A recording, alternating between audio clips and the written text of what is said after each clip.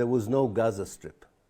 The strip itself is an Israeli invention. Gaza was a cosmopolitical town on the Via Maris, the road from Alexandria up to Alexandretta in Turkey. And because it was the main road on the sea, many people from different countries and cultures passed through Gaza and left an impact that turned it into one of the most cosmopolitical towns before 1948.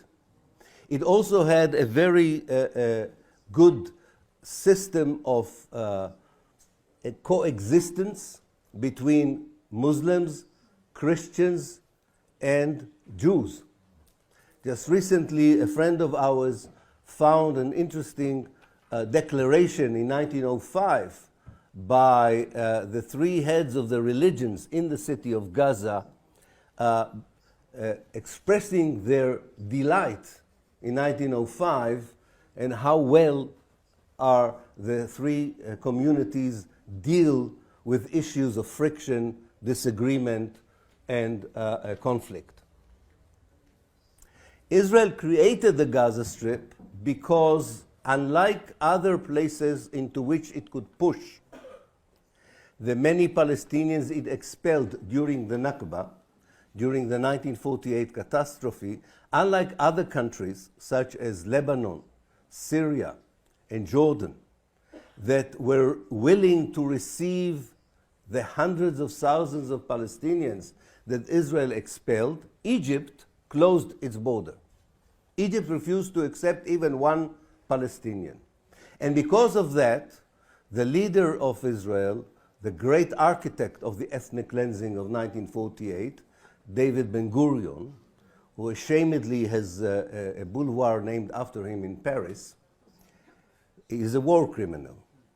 And he decided that Israel is willing to give 2% of historical Palestine in order to turn it into the biggest refugee camp in the world.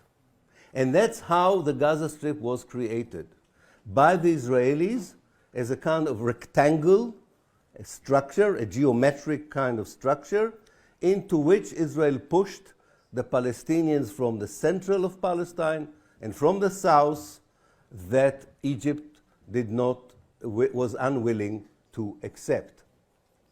The last group of Palestinians who were pushed into the Gaza Strip were those living in 11 villages on whose ruins, on the ruins of these villages, Israel built the settlements that were attacked on the 7th of October by the Hamas.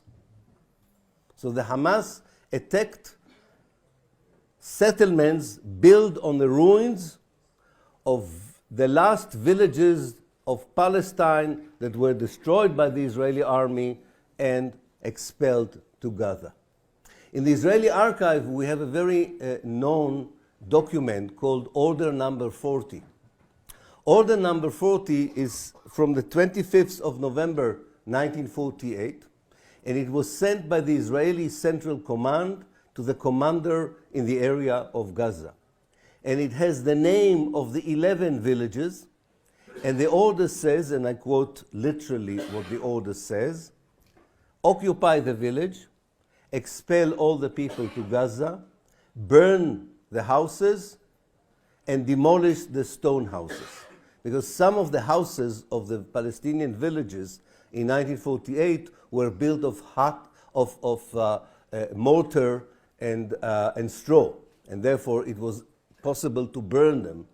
But the stone houses had to be blown up by the Israeli army.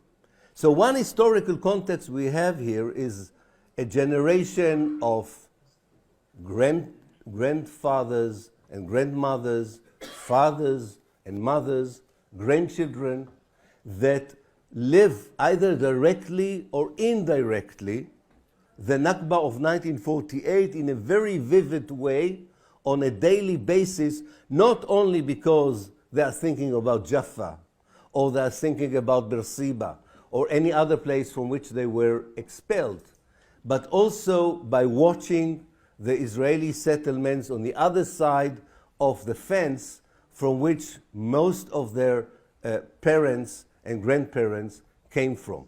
And Rania mentioned the March of Return in 2018. This was exactly one of the objective of the March of Return, to remind the world that the settlement on the other side of the fence, the ones who would be attacked on the 7th of October, were Palestinian villages destroyed through the ethnic cleansing of 1948.